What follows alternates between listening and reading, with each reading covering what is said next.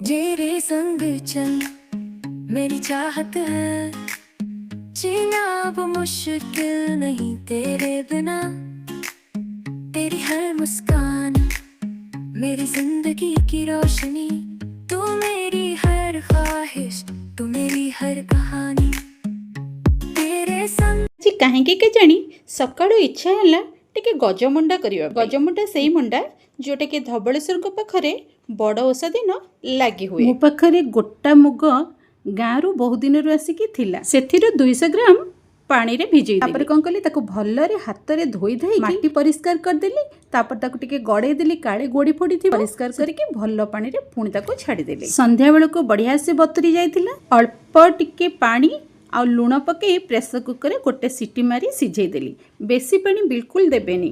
ପୁର ପ୍ରସ୍ତୁତ କରିବା ପାଇଁ କଡ଼େଇ ଗ୍ୟାସ୍ ଉପରେ ବସାଇ ଦେଲି। ଆଗରୁ ଫାଳେ ନଡ଼ିଆ କୋରିକି ରଖିଥିଲି, ତାକୁ ପ୍ରଥମେ କଡ଼େଇରେ ଦେଇଦେଲି। ଅଳ୍ପ ଟିକେ ଭାଜିଲି।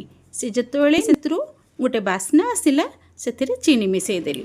ଚିନିଟି ସମ୍ପୂର୍ଣ୍ଣ ରୂପେ ମେଲ୍ଟ ହେବା ପର୍ଯ୍ୟନ୍ତ ତାକୁ ମୁଁ ଧିମା ଆଞ୍ଚରେ ଭାଜିଲି।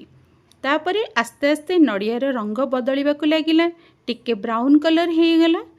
ଯେତେବେଳେ ବ୍ରାଉନ୍ କଲର୍ ହେବା ଦେଖିଲି, ମୁଁ ଜାଣିଗଲି ଯେ ମୋର ବର୍ତ୍ତମାନ ମୁଗ ପକାଇବା ସମୟ ଆସିଗଲାଣି। ତାପରେ ସବୁଯାକ ମୁଗ ମୁଁ ଏକା ସାଙ୍ଗରେ ଅଜାଡ଼ି ଦେଇକି ତାକୁ ମିଶାଇକି ଘାଣ୍ଟି ଦେଲି। ଏଥିରେ ମୁଁ ଗୋଟେ ଚାମଚ ଗାଈ ଘିଅ ବି ଆଡ଼୍ କରିଦେଇଥିଲି। ତାପରେ ଆସିଲା ସମୟ, ମୁଁ ସେଥିରେ 4ଟି ଗୁଜୁରାତି ଏବଂ ଅଳ୍ପ କିଛି ଗୋଲମରିଚ ଆଉ ଅଦା ଖଣ୍ଡେ, ତାକୁ ଅଦା ଖଣ୍ଡକୁ କୋରିକି ମିଶାଇ ଦେଲି। ଆଉ ଗୋଲମରିଚ ଏବଂ ଅଳେଇଚକୁ ଛେଚିକି କୁଟିକି ସେଥିରେ ମୁଁ ଆଡ଼୍ କରିଦେଲି। ତାପରେ ସବୁଗୁଡ଼ିକ ଭଲ ଭାବରେ ମିଶାଇ ଦେଲି। ଏବେ ମୋର ପୁର ପ୍ରସ୍ତୁତ ହୋଇଯାଇଛି, ତେଣୁ ମୁଁ ଗ୍ୟାସ୍ଟିକୁ ବନ୍ଦ କରି ପୁରଟିକୁ ଥଣ୍ଡା ହେବା ପାଇଁ ଛାଡ଼ିଦେଲି। ବର୍ତ୍ତମାନ ସମୟ ହେଉଛି ମୋତେ ପିଠା ପାଇଁ ଜନ୍ତନି ପ୍ରସ୍ତୁତ କରିବାର। ସେଥିପାଇଁ ମୁଁ ଗ୍ୟାସ୍ ଉପରେ କଡ଼େଇ ବସାଇ ଦେଇ ସେଥିରେ ପାଣି ଦେଇଦେଲି ଏବଂ ସେଥିରେ ଲୁଣ ବି ଆଡ଼୍ କରିଦେଲି। ଏଥିରେ 2-4 ଠୋପା ତେଲ ମିଶାଇ ଦେଲେ ଜନ୍ତନି ଭିତରେ ଆଉ ଗଣ୍ଠି ଗଣ୍ଠି ହୋଇ ରହିବନି। ଦେଖନ୍ତୁ ମୋର ପାଣି ପୁରା ଗବଗବ ହୋଇ ଫୁଟିଲାଣି। ଗ୍ୟାସ୍ଟିକୁ ସିମ୍ କରିଦେଇକି ମୁଁ ତାପରେ ସେଥିରେ ମୁଁ ସୁଜିକୁ ଧୀରେ ଧୀରେ କରି ଢାଳିବି ଏବଂ ତାକୁ ମିଶାଇ ଚାଲିବି। ଜନ୍ତନି ପ୍ରସ୍ତୁତ କଲାବେଳେ ଗୋଟିଏ କଥା ନଜରରେ ରଖିବାକୁ ହେବ ଯେ ଜନ୍ତନିଟା ହାଲକା ପାଣିଆ ରହିବା ଦରକାର। ଯଦି ସେଇଟା କାଠୁଆ ହେଇଯାଏ, ତାହେଲେ ସେଇଟା ଯେତେବେଳେ ଆମର ଥଣ୍ଡା ହେଇଯିବ ସେଇଟା ବହୁତ ହାର୍ଡ଼ ହେଇଯିବ, ପିଠା ବି ବହୁତ ହାର୍ଡ଼ ହେଇଯିବ।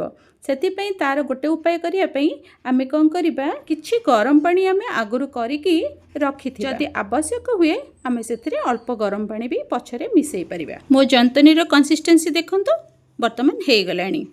ଏବେ ୟାକୁ ଥଣ୍ଡା ହେବା ପାଇଁ ରଖିଦେବା। ତାପରେ ଟିକେ ଥଣ୍ଡା ହେଇଗଲା ପରେ ତାକୁ ହାତରେ ଆଣି ଅଟା ଚକଟିଲା ଭଳି ଅଳ୍ପ ଅଳ୍ପ ଟିକେ ହାତ ପାଣି କରିକି ତାକୁ ଭଲ ଭାବରେ ଚକଟି ଦେବା। ଯେହେତୁ ଏଇଟା ଗୋଟେ ସିଝା ମଣ୍ଡା, ସେଥିପାଇଁ ଯେଉଁମାନେ ପ୍ରଥମ ଥର ପାଇଁ କରୁଛନ୍ତି ତାଙ୍କ ପାଇଁ ଏଇଟା ଗଢ଼ିବା ବହୁତ ସହଜ। ଏଇ ମଣ୍ଡାରୁ ହିଁ ସେମାନେ ଗଢ଼ିବା ଶିଖିପାରିବେ।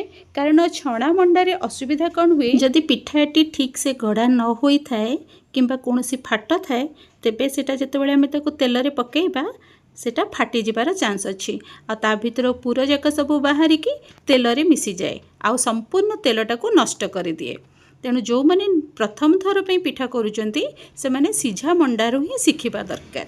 ଏମିତି ବି ସିଝା ମଣ୍ଡାରେ ତେଲର ପ୍ରୟୋଗ ବିଲକୁଲ ହୁଏନି, ଆଉ ଏଇଟା ସ୍ୱାସ୍ଥ୍ୟ ପାଇଁ ବି ଭଲ। ମୁଁ ପିଠା ଗଢ଼ିବା ପୂର୍ବରୁ ପ୍ରଥମେ ଇଟିଲି ଛାଞ୍ଚ ନେଇକି ସେଥିରେ ଅଳ୍ପ ଗୋଟେ ବୁନ୍ଦା ତେଲ ନେଇକି ପୁରା ସବୁଆଡ଼େ ଲଗାଇଦେଲି ଏବଂ ଛାଞ୍ଚଟିକୁ ମୁଁ କ'ଣ କଲି, ଗ୍ୟାସ୍ ଉପରେ ବସାଇ ଦେଇ ସେଥିରେ ପାଣି ଦେଇଦେଲି ଗରମ ହେବା ପାଇଁ। ସେ ପାଣି ଗରମ ହେବା ଭିତରେ ବର୍ତ୍ତମାନ ମୋ ପିଠା ଗୁଡ଼ିକ ଗଢ଼ି ନେବି। ଏବେ ଦେଖନ୍ତୁ ମୁଁ ଗଢ଼ିବା ଆରମ୍ଭ କରୁଛି। ରୁଟି ସାଇଜ୍ର ଗୋଟେ ଗୁଳା ନେବି, ମଝିଟିକୁ ଟିକେ ମୋଟା ରଖିକି କଡ଼ରୁ କଡ଼ରୁ ଆସ୍ତେ ଆସ୍ତେ ହାତରେ ଚାପି ଚାପି ତାକୁ ପତଳା କରିବି। ଏବେ ତାକୁ ପାପୁଲି ଉପରେ ଥୋଇକି ଗୋଟେ ଖୋଳ ଭଳି କରିଦେବି ଆଉ ମଝିରେ ପୁର ଦେଇଦେବି। ଯେମିତି ଆମେ ଆଳୁ ପରଟା କରୁ ସେମିତି ଚାରିପଟରୁ ଆସ୍ତେ ଆସ୍ତେ ଆସ୍ତେ ଆସ୍ତେ କରି ତାକୁ ପ୍ରେସ୍ କରିବି। ଦେଖନ୍ତୁ ଧୀରେ ଧୀରେ କରି, ଆଉ ଯଦି ଆବଶ୍ୟକ ହୁଏ ମଝିରେ ମଝିରେ ପାଣି ହାତ ବି ଟିକେ କଲେ ହାତରୁ ସ୍ମୁଥ୍ ହେବ। ଦେଖନ୍ତୁ ଏମିତି କରିକି ମୁଁ ଏକ୍ସଟ୍ରା ଯଦି କିଛି ଜନ୍ତୁନି ରହିଯାଇଥିବ ତାକୁ ମୁଁ କାଢ଼ିଦେବି। କାଢ଼ିକି ଗୋଟେ ଗୋଲ ସେପ୍ ଦେଇଦେବି। ବର୍ତ୍ତମାନ ଆମର ପିଠା ହେଇଯାଇଛି। ଏହିପରି ଭାବରେ ମୁଁ ପିଠା ଗୁଡ଼ିକ ସବୁ ଗଢ଼ି ନେବି। ଦେଖନ୍ତୁ ମୁଁ ଆଉ ଗୋଟେ ପିଠା ଗଢ଼ୁଛି। କେମିତି ଗଢ଼ୁଛି प्रथमटी को जमती करथिले एटा को भी सेमती करूची मझे मझे टिके पानी हाथ करके नेबे। आज बहुत गरम अछि एते गरम रे छिड़ा के कला बेल को बहुत कष्ट लगुची। बर्तमान मोर गोटे भारी हबा पई पिठा मो गढ़ी सारिलेनी ताकू सब छांच ऊपर तो टिके तेल लगेइतिली सब छांच ऊपर रखी देकी मु ताकू बसई देकी पळेई जाइकी पंखा तले बसिकी पिठा बाकी तक गढ़ेबी। पिठा बारीटा को मो गैस ऊपर बसई देइची 10 रु 15 मिनिट लागिबो।